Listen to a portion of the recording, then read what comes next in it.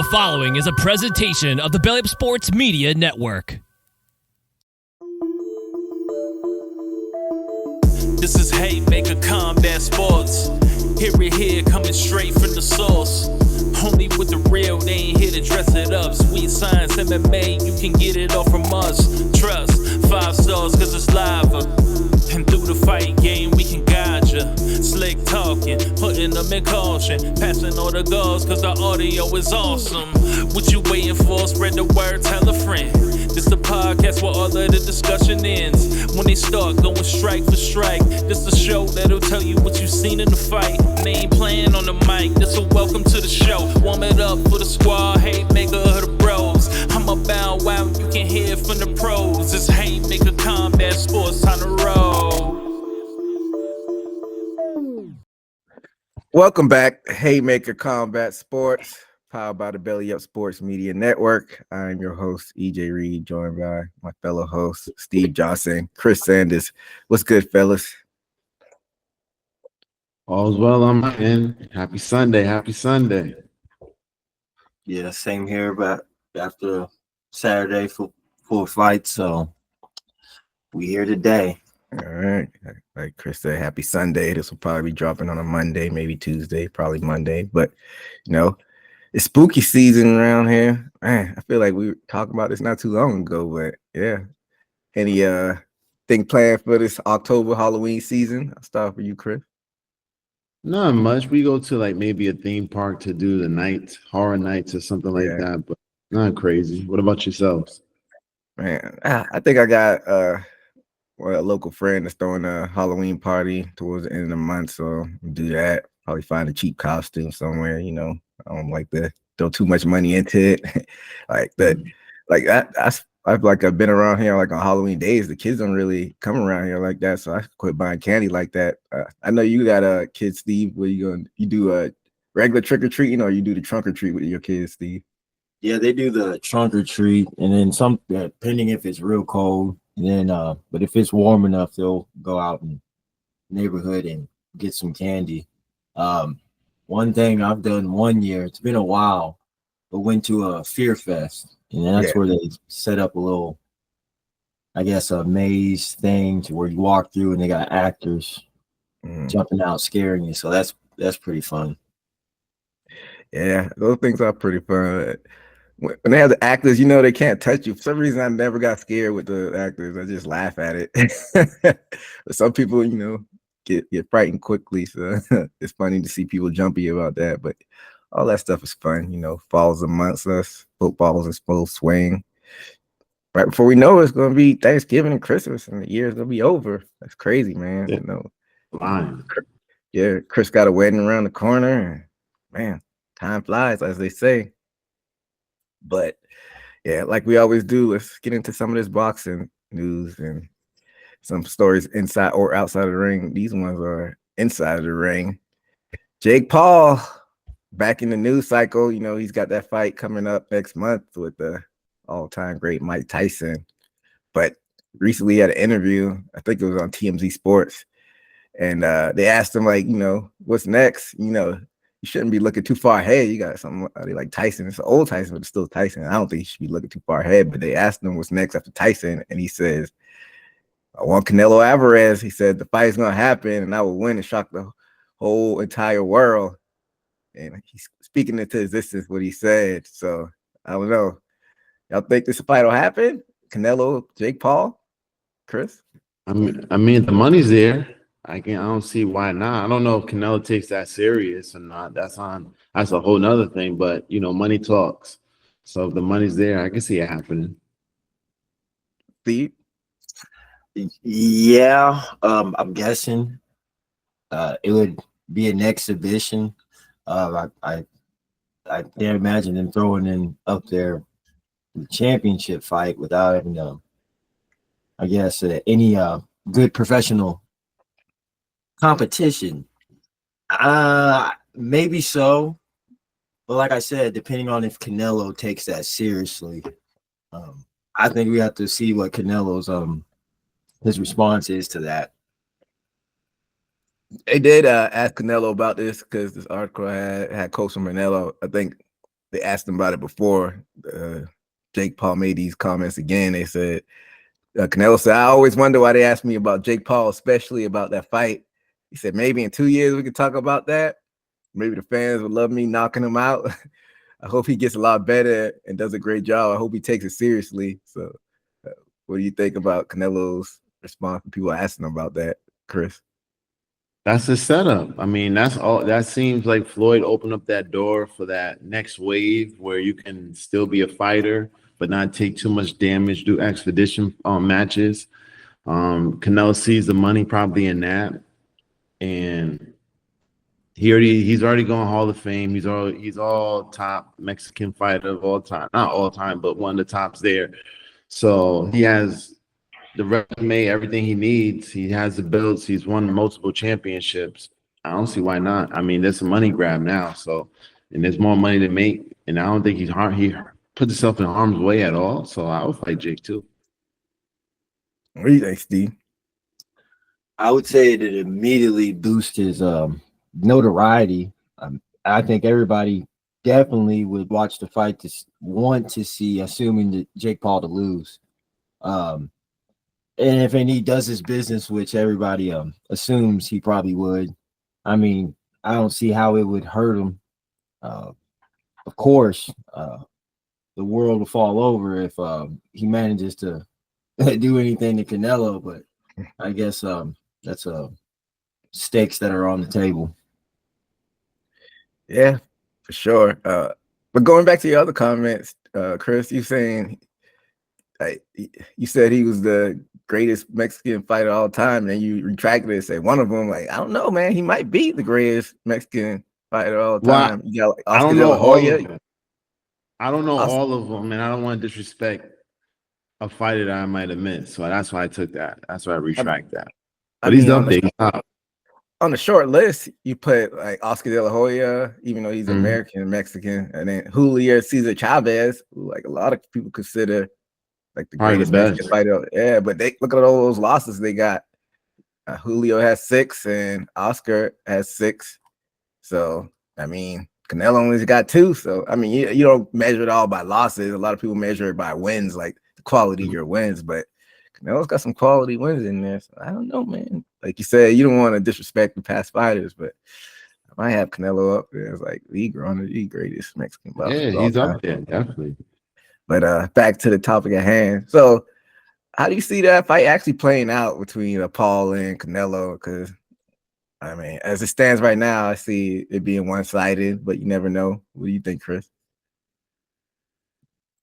It's entertainment, so I don't know. I don't know how serious Canelo's gonna take that fight. If there's even a cause to not even knock him out. If they have to go a certain amount of rounds or anything like that. But I don't imagine Canelo losing. I think he can not be in shape and come into that fight and still win that fight. Just the muscle memory. Yeah, I think so too. What do you think, Steve? Yeah, definitely. Depending on the rounds, and even if it was the 12, I think he would tire out. Canelo's been doing this. Like I said, even if he wasn't every day training, I bet you can have a short camp and get up there and put a whooping on him, and has so much. That's a hell of a jump to go to Canelo. To the skill of fighters that he was fighting. I don't think Canelo would have a problem at all. Yeah.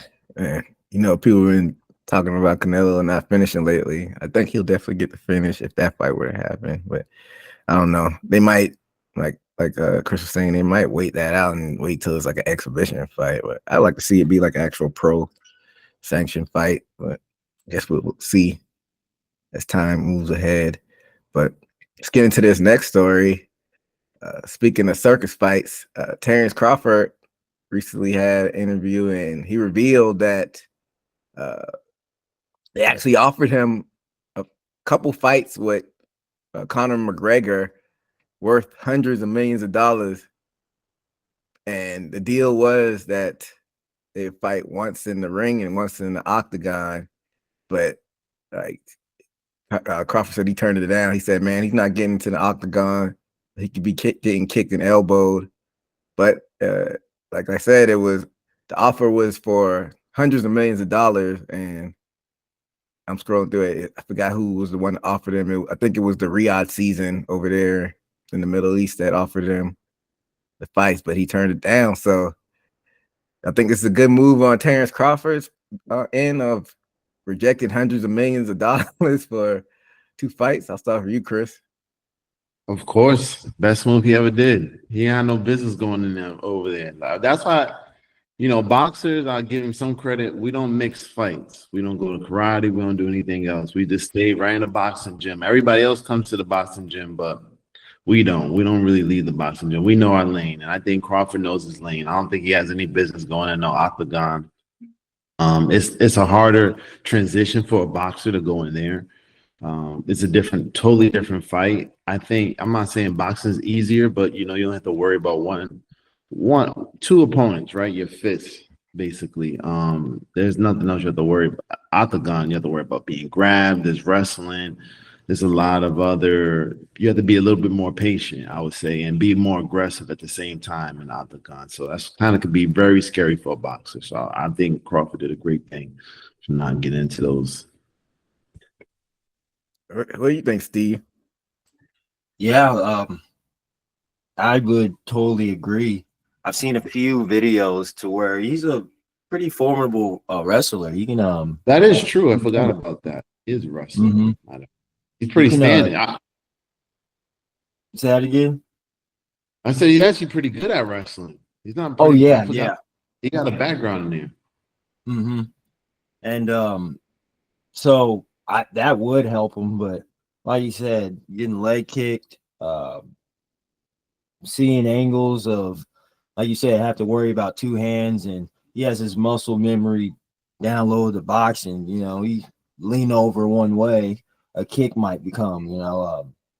They say, what is it?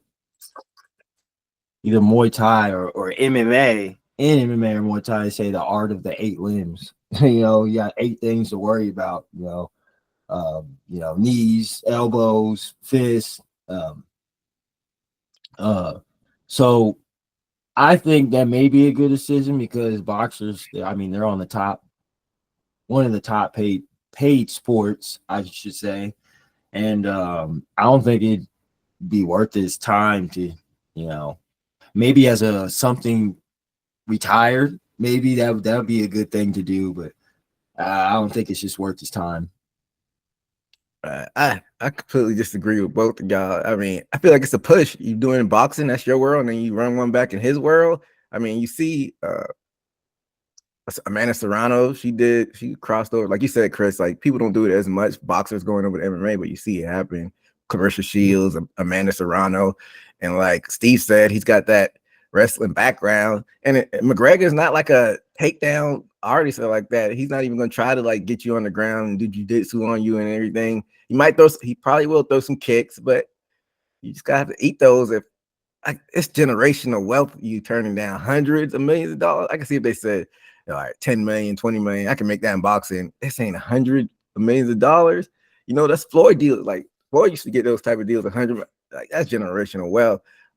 Like I said, it's a push. I'm gonna beat you in boxing. You probably gonna beat me in MMA. Nobody's gonna take it as like I'm a bum or anything if I lose an MMA and I get to set up my great grandkids with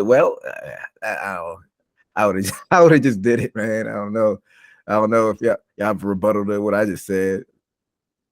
I don't know. Crawford don't seem like he's too flashy. I don't think it's all about the money for him. I think he made a good purse in boxing, and that has to make sense. I don't think that makes sense for him. Maybe for him, but if it was you, if you're a boxer, used to box, would you not take that deal? How much? $100 million. That's what I'm saying. I'd have signed a dotted line. How much are they? We going in? 1,000. I got no business there, but I'm going. I'm lining up. I know, like you said, like it's not all about the money. Some people it's about legacy, and some people have an image to pull up. But it's all at the end of the day, it's all entertainment, man. And if they offering that, why not? But hey, he's standing on what he believes in, so guess you can't knock him for that. But yeah, it couldn't have been me taking it, man. You just throw a couple leg kicks. I'm tapping out.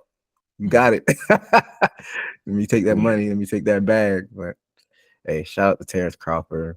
You know what he does. But what else we got? So Steve, Undisputed Boxing just dropped, and you said you got a chance to cop it when we were chatting before the show started.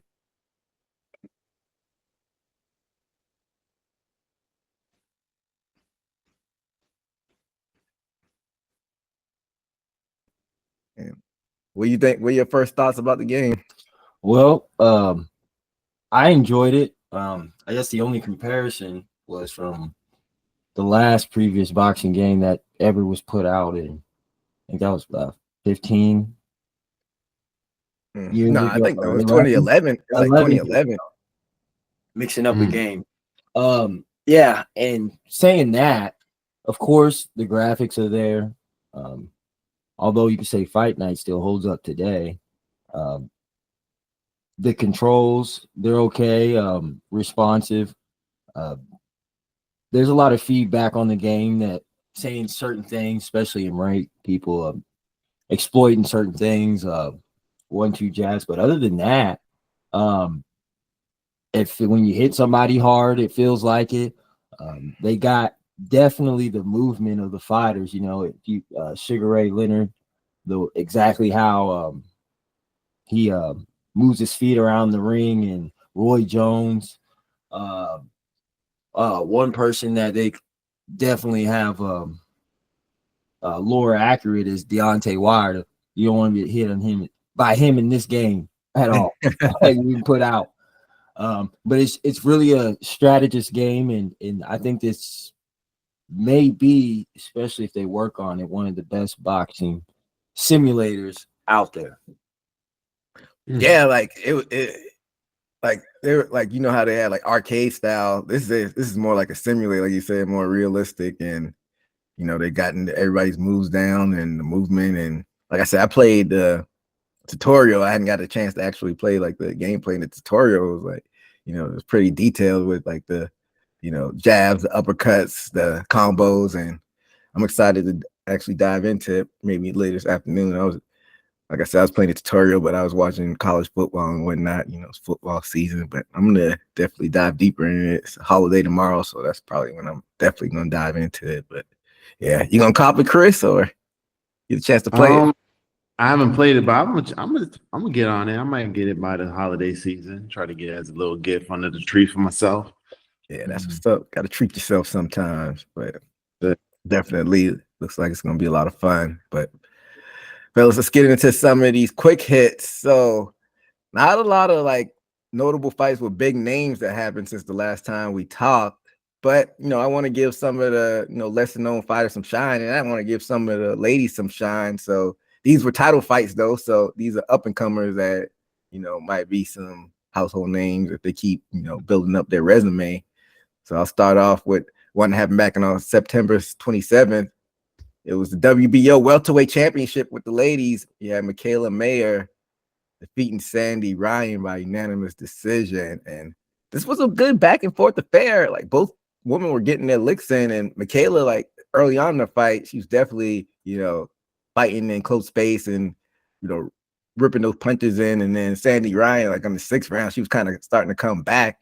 Like I said, it was a good back and forth affair. One judge had it a tie, a draw, but like I said, Michaela Mayer was able to get that unanimous decision. And what were your thoughts on this one, Chris? Very close. They both handled the ring with respect to each other, where they had to respect each other's hits. They was throwing some heavy haymakers at each other. It was very entertaining, and I think it went the whole distance, of course, and it could have honestly went both hands. It depended on how you looked at it, how I saw it. But it was a good fight overall. Very impressed with the two women. It was my first time actually watching them too, so that was pretty impressive. Steve?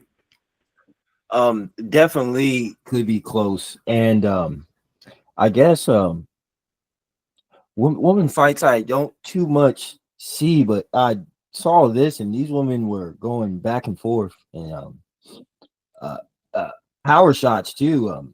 These ladies know how to torque a punch, and like you said, towards I think maybe middle or 7 or 8, there's a point. I forgot which one of the women just kept on going, jab straight down the pipe, and she did it like five times in a row, till the other lady responded, and she came back with viciousness. Mhm.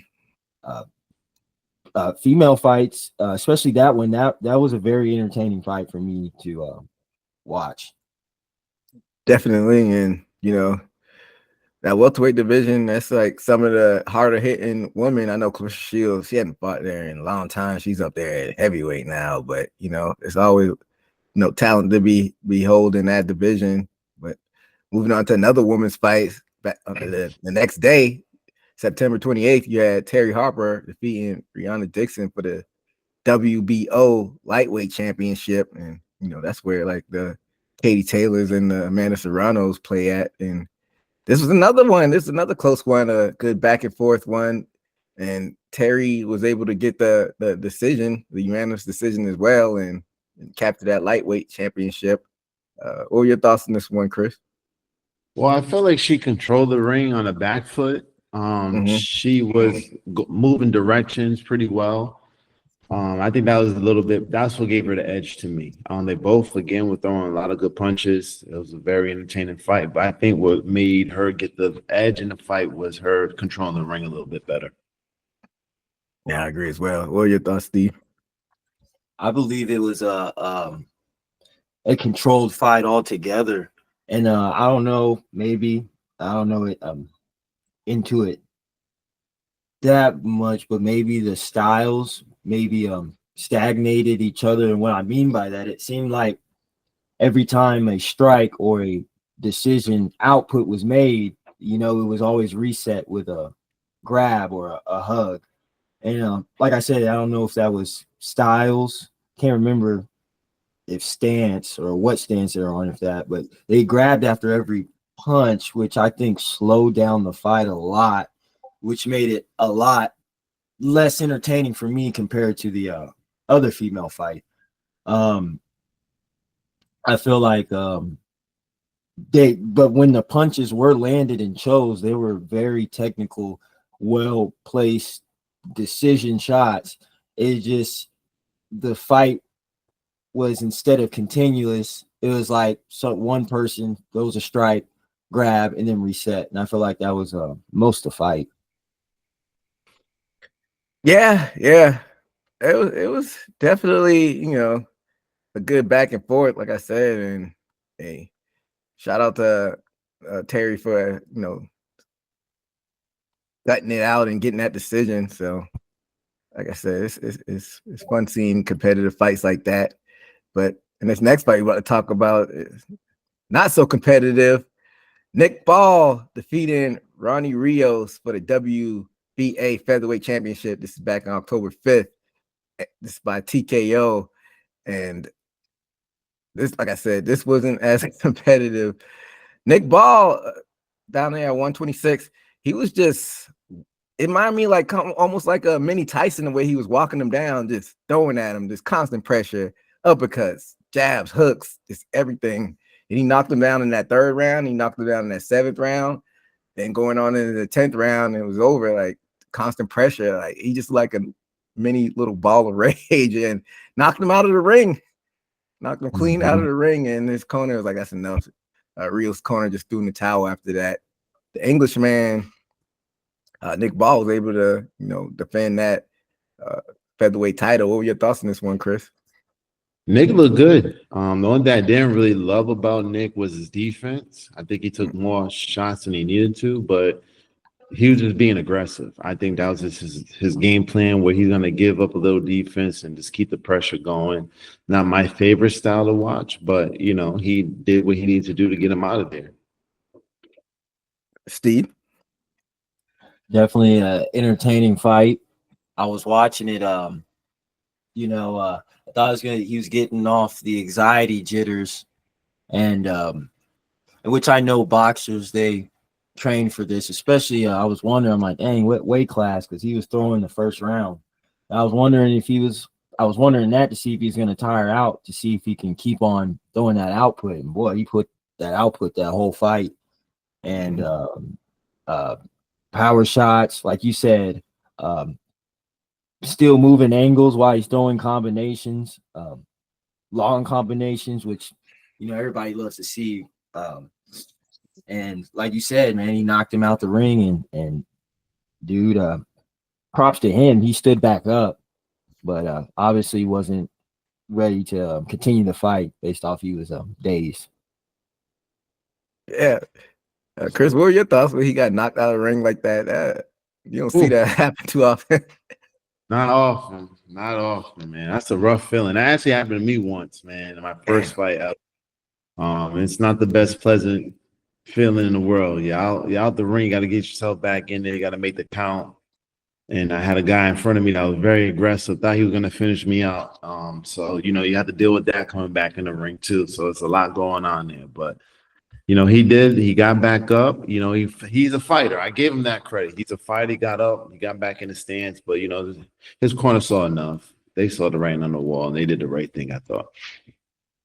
Yeah, definitely, because, I think that it's better than, like you said, to protect your fighter, and he might have been knocked unconscious after that. So, yeah, props to his corner. But, yeah, like I said, this kid, like you said, it might not be your type of style to watch because, like you said, the defense wouldn't have been all the way there. But looks like this kid's got a lot of upside, and you don't win like one of the 4 major world championships without having skills. So he fights down there at 126 at featherweight. A lot of those guys that we used to see fight down there are up to lightweight and super lightweight now with the Tanks and the Shakors and, the Teofimos.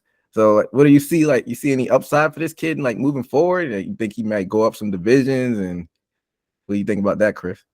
I think he's going to have to go up in some divisions. That's what scares me about his defense. But again, he comes with the aggressiveness, so I'm not too worried about that. I think he has to go up at least 2 more weight classes for the money, if that's the case. But he could just start taking down everybody in that division right there and just be the top dog there. He can stay there and just hold all the belts. He has a good opportunity there. Well, it seems like the trend nowadays, people trying to be belt collectors, so that's definitely an option. And I don't know, Steve, what do you think about the upside of this kid? He looked amazing. Like I said, I guess we have to see, because maybe he has to be a little bit more strategic when he gets in those upper weight classes, as far as how many long combinations. He probably knew he can take a good punch at what weight class he's in now, but that might change, like Chris says, if he goes up 2 weight classes for the money. Who knows if he can be punching or is it dominant at that weight class. Throwing those so many combos, somebody might counter you. So it depends on his comfortability and I don't know his age, but he's 27. 27. So I would say he still has some growing to bulk up in size, doing boxing, and have to see from there, depending on weight cuts, get harder, willing to just go to a bigger weight class. Yeah, like you said, he's still young. Naturally he'll go up. I mean, he's in his later 20s, but yeah, like Chris said, he probably have to just go up just naturally. So we'll see. He definitely seems like he has a bright future. Fellas, let's talk about this fight that went down on Saturday, October 12th, down there in Riyadh, Saudi Arabia. Artur Beterbiev defending his light heavyweight championships against Dmitry Bivol by unanimous decision. So round 1 was kind of a feeling process for both fighters. Both of them were trying to find their rage and their groove, and then towards the end of the round, they started throwing more, and Bivol connected on a nice little combo. In round 2, both fighters were working the jab, but nobody really put their stamp on the round. And then midway through round 3, Bivol started stringing together some nice combos, and then Beterbiev kind of threw some back towards the end of the round. And moving on to round 4, it seemed like Bivol had the higher volume, And then in round 5, Beterbiev started unloading a little bit and caught Bivol with a nice body shot. You could tell that Bivol felt it. And then in round 6, Beterbiev was walking Bivol down and started to get through to his guard some, but Bivol started circling around and started throwing back some combos. So that was a hard round to judge. And round 7, I gave it to Bivol, but Beterbiev, started to close the gaps towards the end of the round. And then round 8, I gave it to Beterbiev. Round 9 and 10, I gave it to Bivol, and then I gave Beterbiev the championship rounds. And this was a tight one to judge. And I don't know. I guess we'll talk about the judging a little bit soon before I get after I get y'all thoughts. So what were your thoughts on this one, Chris? Well, it lasted the whole fight. I didn't think it would probably go to the distance through either fighter. I thought either fighter had the ability to knock each other out. So that was entertaining. What I didn't like about Bivol was I wasn't so comfortable with him fighting off his back foot. I'm not used to seeing him fight off his back foot. He didn't look too comfortable fighting off his back foot, especially a person like him that he was going against. So that wasn't my favorite part of the fight watching it. The back foot fighting was what separated me from seeing, okay, he's not really comfortable fighting from there. It doesn't look too good. And that's what's smart from Beterbiev, because he was going in directly towards him and being more aggressive at those times. And you could see the difference in the fight when that was taking place. Steve? Yeah, that was my opinion I was about to have. Bivol, he was very cautious, not scared, but his style was very cautious. And I would say more of the time you would see there would be times to where Bivol would stand his ground and even sometimes gain respect to back him up a little bit. But for the most part, I was noticing Beterbiev was able to get him to back up, get him close to the ropes, me assumingly to catch him off guard on the ropes. Bivol, he definitely I haven't seen a fight in a while where somebody that can throw so crisp combos and then the way he circles around and he sets it up like circling out and then still lighting him up. Very good, but it seemed like Bivol was more worried about, if it's true, his power. And it seemed like Beterbiev was walking him down to where, not saying Bivol didn't have power, it's just he was the more, what you could say, the out front fighter walking him down. Yeah, for sure. This was, like I said, this was a hard one to judge.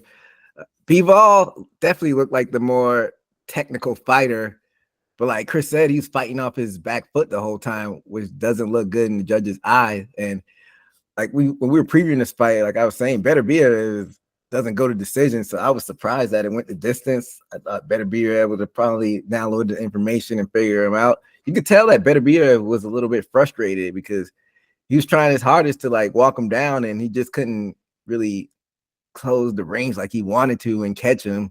You could tell like he was a little bit frustrated, but this was an interesting fight. But I don't know. Listening to the commentators, you would think that Bivol got robbed, like because they were like shocked by the outcome. But I thought it was. Like I said, I got to go back and watch it because some of those rounds, like halfway, you could tell one fighter, having their way, and then the other half that the other fighter took over. So it's hard to judge like that. But I don't know. Like, what do y'all think about as far as like you see this happen a lot where commentators almost have like a bias towards one fighter, and then when someone have like a decision goes the other way, like they kind of like sway the viewers to think that it was a robbery. I'll start with you, Chris. It lines up a rematch. It puts the rematch in question. It puts the rematch at request from the fans. It's good for boxing, good for the sport. Just hearing, the bias there, feeling that they got robbed. So I've been reading a lot of comments, especially this morning, that a lot of people do feel like he got robbed. So, the question's in the air for a rematch. Does he want to do a rematch? I don't know. But, now that we've seen the fight, we saw it go the distance. They both got a taste of each other. We'll look forward to a rematch to see who can, outperform the other. And I definitely think is people should give credit due for, the step up in competition for Beterbiev. Not to say that he was fighting bums, but Bivol is definitely a step up in competition. I mean, we saw what he did to Canelo.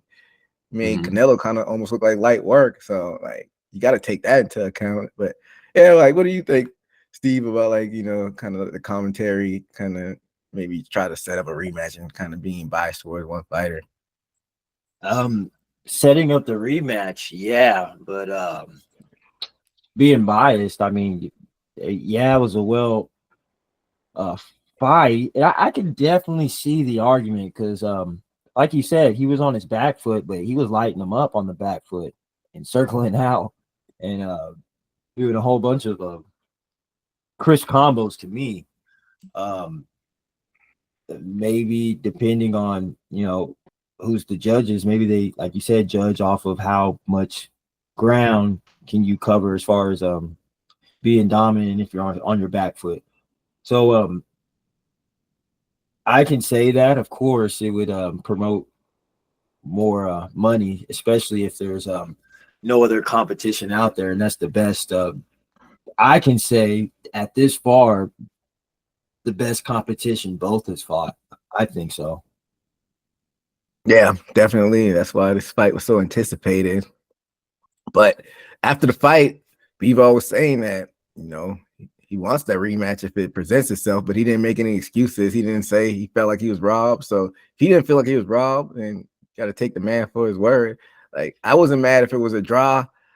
I don't know. I guess it depends on how you're judging the fight. I mean, like I said, Beterbiev was definitely the more aggressive fighter, and fighting off your back foot might not look good to the judges. And Beterbiev was landing some hard shots, even though I think Bivol was more technical and circling out. But hey, that's why you don't leave it in the hands of the judges. But as far as a rematch goes, like, are y'all up for that, Chris?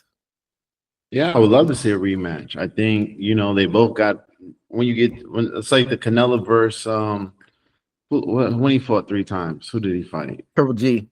Triple G. The first one was kind of close, and then the second two, we can see the person pull the distance away, see who's the better fighter. I think that's what happened with this. If we get a rematch, we'll see a different outcome. What do you think, Steve?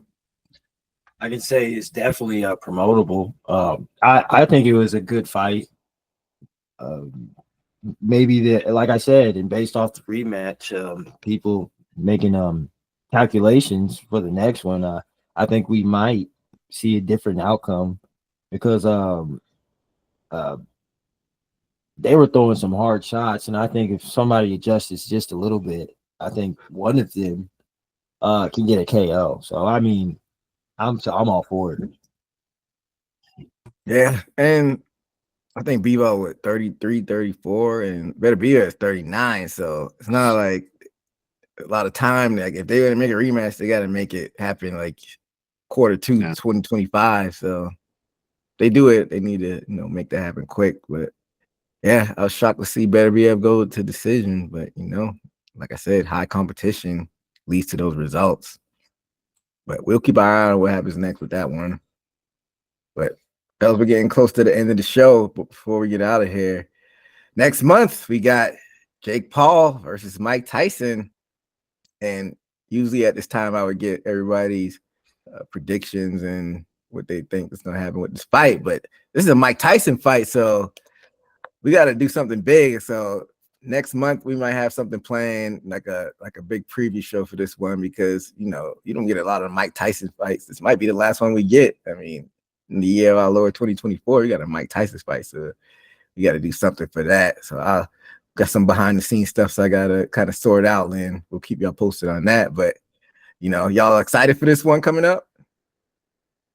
Yeah, it's a Mike Tyson fight. That's what we're excited for. Jake Paul, Mike Tyson, big names right there. Come on now. Steve? Definitely. Anytime Tyson gets off the couch, which may be his last one, that I think we would even be drawn in to even want to watch. For what it's worth, of course, especially everybody wants Jake Paul to lose, and not so much because of who he is as character. It's a very rare occasion. There's a lot of young and seniority type of thing to where you're put in a Pandora's box or a dimension to where somebody who wins, would it be beneficial or would you get props for doing it? And then the other person, you know, who's a senior, his senior, having to fight in and if you lose, you're totally going to be wiped off boxing, the face of boxing. And if Tyson wins, he's going to be immortalized 3 times. So you can't go wrong with this. Yeah, it's definitely going to be interesting, kind of unprecedented event, especially them being like the first time ever in boxing on Netflix. So definitely to see how they're going to presentate things in that matter as well. But I don't know. Y'all gonna do old school, like, you know, Martin had like a whole episode based on having a party around a Tyson fight. Y'all gonna do, you're gonna try to maybe throw a party or anything for this one, or Chris, or attend one? No, not for this one. It's gonna be Not for nostalgia, not even for nostalgia purposes. No, not for this one. You remember, like, but I'm entertained to watch it though. I can't wait to watch it, to be honest with you. I don't know, y'all. I don't know if y'all. I know Steve's a little bit younger than us, but like back in the day, our parents used to throw parties around those Tysons, and you'd be happy to be able to stay up and with the adults and watch it with them. Y'all remember those days, right? The fights didn't last long, so they were over really quick back in the day. So he was up, you know, he was like, "Oh, it's over. What happened?" That was my Tyson fight. Gonna miss it. Pretty much, Steve. You gonna throw something or just watch it in the crib? Just watch it at the crib, but I do specifically remember, I think it was 96, so I was 6 years old. Yeah. My parents, they threw a Tyson party, had all the family members, and everybody's jumping crazy because I think it was 90.